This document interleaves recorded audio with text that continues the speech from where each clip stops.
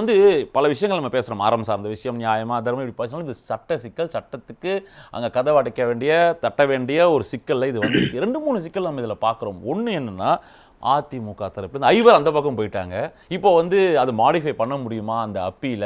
இல்லைங்க அந்த ஐவரை விட்டுடுங்க, மிச்சம் அவங்கள டிஸ்குவாலிஃபிகேஷன் 3 பேர் ராஜினாமா பண்ணிட்டு தான் போயிருக்காங்கன்னு பலதை சொல்கிறாங்க. ஆக இதை நம்ம என்ன புரிஞ்சுக்கணும், இந்த பதவி விலகல் என்பது இயல்பானது தானா, குதிரை பேரமா, அடுத்து வரும் நாட்கள் என்ன சொல்ல போகுது, சட்ட சிக்கல் இடியாப்ப சிக்கலா?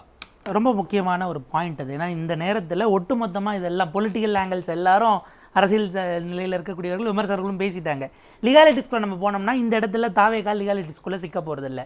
ராஜினாமா செய்த எம்எல்ஏக்கள் அவங்களும் லீகாலிட்டிஸ்குள்ள மாட்டுவாங்களான்னா இல்லை. இப்போ இது மொத்தமாக போய் நம்முடைய மாண்புமிகு சபாநாயகர் அவர்களிடம் நிற்கிறதுன்னு நான் பார்க்குறேன். உச்சநீதிமன்றம் 2019 கொடுத்திருக்கக்கூடிய 3 நீதிபதிகள் அமர்வினுடைய தீர்ப்பு, அதில் சில சாரங்களை மட்டும் நான் சொல்லிக்கிறேன். இதில் 2 பேர் ஜஸ்டிஸ் NV ரமணா தலைமையிலான அமர்வு, பின்னாடி 2 பேர் CJயாவும் ஆகிறாங்க.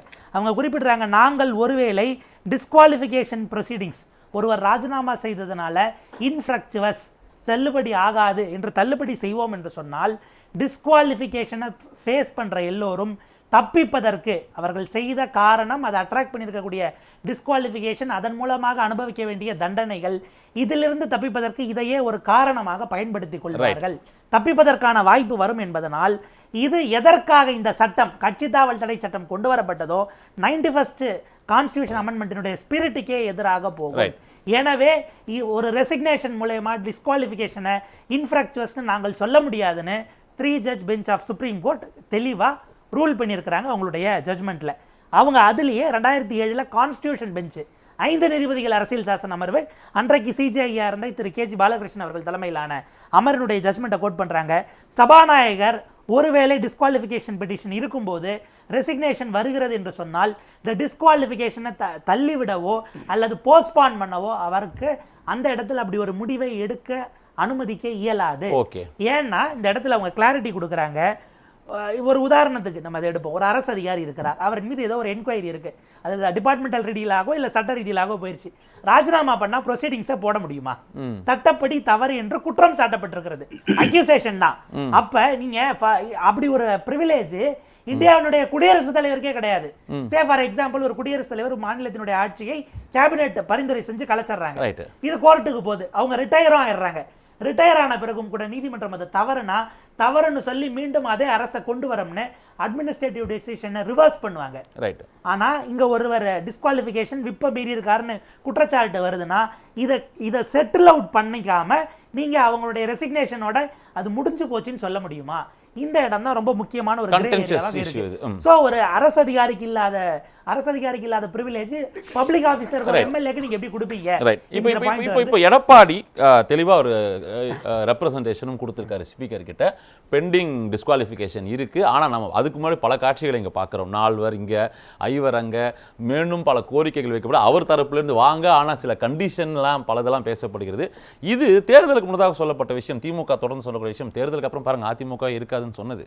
கிட்டத்தட்ட இது வந்து அந்த தமிழ்நாட்டில் வந்து ஒரு வேறு விதமான ஒரு அரசியலை பார்க்குறோமா? இல்லை, என்ன நோக்கத்துக்கு அவங்க சொன்னாங்கிறது வேற, பட் இன்னைக்கு நடந்து கொண்டிருப்பது வேறு. ஆக்சுவலா அதிமுகவினுடைய அந்த நியோ ஏடிஎம்கேவா கொண்டு போய் விஜய் அவர்கள் தன்னை பொசிஷன் பண்றாரு. அவர் ஆரம்பத்திலிருந்தே முதல்ல எடுத்தது ஆன்டி டிஎம்கேங்கிறது ஏடிஎம்கேனுடைய ஃபல்க்ரம். அடுத்தது எம்ஜிஆர் ஜெயலலிதா 2 பேருடைய லெகசி எடுக்கிறாரு.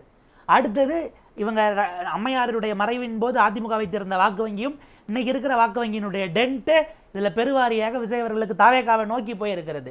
ஸோ ஒரு நியோ ஏடிஎம்கேவா இப்போ மீதம் இருக்கக்கூடியது அந்த கட்சியினுடைய 2ஆம் கட்ட தலைவர்களும் மற்ற இருக்கக்கூடிய தொண்டர்கள். இவங்களை தன்வயப்படுத்த முடியுமான ஒரு முயற்சி செய்கிறார். தலைவர்கள் போவார்களே தவிர தொண்டர்கள் போவாங்களா நம்ம கமிட்மெண்ட் கொடுக்க முடியாது. மீண்டும் அவர்களை வென்றெடுக்க எடப்பாடி பழனிசாமி வேற ஒரு வகையில முயற்சி செய்ய தான் போறார். இப்போ என்னன்னா, சபாநாயகர் அவர்கள் இன்றைக்கு முடிவெடுத்தது, அப்பா அவர்கள் சொன்னார் இல்லைங்களா, ஏன்னா இப்ப 2 பெட்டிஷனுமே அவர்கிட்ட தான் போகுது. அவரிடம் ஏற்கனவே இருக்கக்கூடிய டிஸ்குவாலிஃபிகேஷன் பெண்டிங் இருக்கு. எடப்பாடி பழனிசாமி அவர்கள் போய் மாடிஃபை பண்ண முடியுமானா பண்ண முடியாது. ஏன்னா ஒரே சம்பவம் நடந்திருக்கு. சம்பவம்ங்கிறது விப்பை எதிர்த்து ஓட்டு போட்டது. அதுல பார்ஷியலி மட்டும் நடவடிக்கை எடுங்கன்னு ஆரம்பத்திலே நீங்க அந்த 17 பேரை மட்டும் கொடுத்திருந்தா வேற. நீங்க முதல்ல 25 பேரை கொடுத்ததுக்கு அப்புறம் மாடிஃபிகேஷன் பண்ணணும்னா இதற்கு சட்டத்துல இடம் இருக்கானா அந்த இடத்துல சிக்கல் வரும். நீங்க ஒரே விஷயத்துல சம்பந்தப்பட்டவங்கல பாதி பேரை மட்டும் அப்பீல் பண்ணுங்க, இல்ல பாதி பேருக்கு மட்டும் பதவியை பறிங்கிற பெட்டிஷனே கொடுக்கறதே சட்ட ரீதியிலாக அதற்கு வாய்ப்பு இல்லை. அதுல 15 நாள் டேட் முடிஞ்சா இதை திரும்ப வாபஸும் வாங்க முடியாது. இப்ப இன்றைக்கு அவங்க ஏறத்தாழ ஒரு உடன்படிக்கையை நோக்கி போறாங்க. ஏன்னா என்ன சிக்கல்னா இந்த 27 இந்த 17லயும் எத்தனை பேரை அடுத்து கிளம்பி போவாங்கன்னு அவங்களால பண்ண முடியாது. எனக்கு ஒரு கேள்வி இதுல சட்ட விஷயங்கள் இருக்கட்டும். இன்னொரு சைடு இவங்க ராஜினாமா பண்ணக்கூடியதாக சொல்றாங்க இல்லைங்களா, அவங்க விஷயம் சொல்றாங்க தொகுதி மக்களுடைய நலனுக்காக. எனக்கு ஒரு கேள்வி, அப்ப நீங்க எம்எல்ஏவா தொடர்ந்தா அந்த மக்களுக்கு நல்லது செய்ய முடியாதுன்னு உங்களுக்கு ஒரு எண்ணம் இருக்கா? ஒண்ணு, எதிர்க்கட்சியாக இருந்து செய்ய முடியாது, ஆளுங்கட்சியில இருந்தா தான் நாங்க பண்ண முடியும். எதிர்க்கட்சியாக இருந்தால் இந்த 15 நாட்களில் உங்க ரீடிங் முதலமைச்சர் விஜய் எதிர்க்கட்சி தொகுதிக்கு செய்ய மாட்டார்.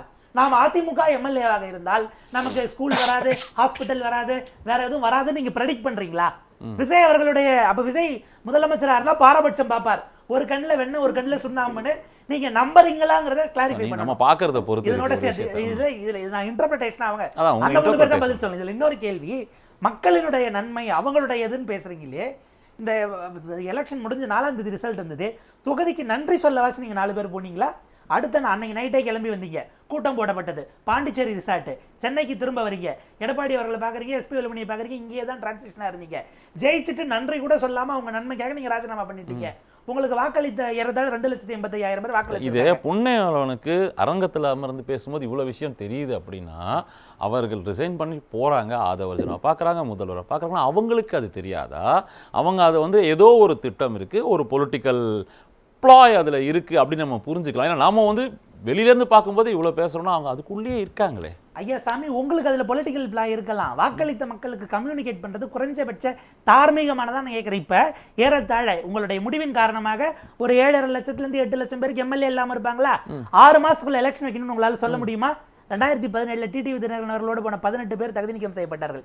எலெக்ஷன் எப்ப நடந்துச்சு? 2019 தேர்தல் ஆணையம் நிறைய கேசஸ் இருக்குங்கன்னுச்சு. ஒரு 2 ஆண்டுகள் இல்ல இன்னும் பின்னாடி இல்ல ஒரு வருஷம் எம்எல்ஏ இல்லாம இந்த கான்ஸ்டிட்யூன்சிஸ் இருந்தா யார் பொறுப்பேற்பா? இது திணிக்கப்பட்ட தேர்தலாக மாறுகிறது. நான் திரும்பவும் சொல்றேன், டிவிக்கே கூப்பிட்டாங்கிற சார்ஜ் இப்ப நான் வைக்கல, ஏன்னா என்கிட்ட எவிடன்சஸ் இல்ல. ஆனா இந்த எடுத்த 4 பேர் இதற்கு பொறுப்பேற்கணும். நான் ரிவர்ஸ்ல கேட்கிறேனே, இதுல இந்த டிஸ்குவாலிஃபிகேஷன் சார்ந்த நீதிமன்றம் பேசும்பொழுது பின்னால் ஏதோ ஒரு பொறுப்பு அல்லது பதவி ஆபீஸ் கொடுக்கப்படுகிறது என்கிற வகையில் வந்தால் அதை நம்ம அனுமதிக்க முடியாதுன்னு நீதிமன்றம் பேசுகிறது. இதே இடத்துல எம்எல்ஏவாக இவங்களுக்கு நாங்க சீட்டு கொடுக்க மாட்டோம், ஏன்னா வந்து இந்த கட்சியில இணைஞ்சு ஒரு 2 வருஷம் பயணிக்கிட்டோம்னு ஒருவேளை தாவேக்க அறிவித்தால் இவங்க போயிருப்பாங்களா? அந்த क्वेश्चन நம்ம அவங்க கிட்டே விடணும். மக்கள்கிட்டே விடணும். நீங்க வந்து அட்மினிஸ்ட்ரேட்டிவாவும் லீகலாவும் பல சிக்கல் இருக்குன்றீங்கன்னா இல்ல, அவர் சுப்ரீம் கோர்ட் ஜட்மெண்ட் கோட் பண்ணார். அதே சுப்ரீம் கோர்ட் ஜட்மெண்ட்ல அகைன் இருக்கக்கூடிய கிளாஸ், ஒரு pending or impending disqualification action does not become infructuous by submission of a resignation letter. ஏன்னா அவர் இந்த செயலை இங்க என்னது டிஸ்குவாலிஃபிகேஷன் காரணம், விப்ப மீறி ஓட்டு போட்டார், அப்ப அது ரெசிக்னேஷனுக்கு முன்னால் நடந்தது. எனவே அது அப்படியே தான் பெண்டிங்ல இருக்கும், அது நல்லிஃபை ஆகாது. இதுல சபாநாயகர் முடிவு எடுக்கணும். அவர் சிம்பிளாக இதுல லீகல் கிளாரிட்டி வேணும் அப்படின்னுட்டு அட்வொகேட் ஜெனரல்ட்ட நான் ஒப்பீனியன் கேட்கறேன்னு, இது அப்ரூவல் மட்டும் நான் சொல்றேன்னு ஒரு டைம் எடுத்திருந்தா இந்த சிக்கலே இல்லை. அதே உச்சநீதிமன்ற தீர்ப்பின்படி 4 கிரவுண்ட்ஸ்ல நீங்க சபாநாயகருடைய முடிவை 10 ஷெட்யூல்ல எடுக்கிற முடிவை சேலஞ்ச் பண்ண முடியும்.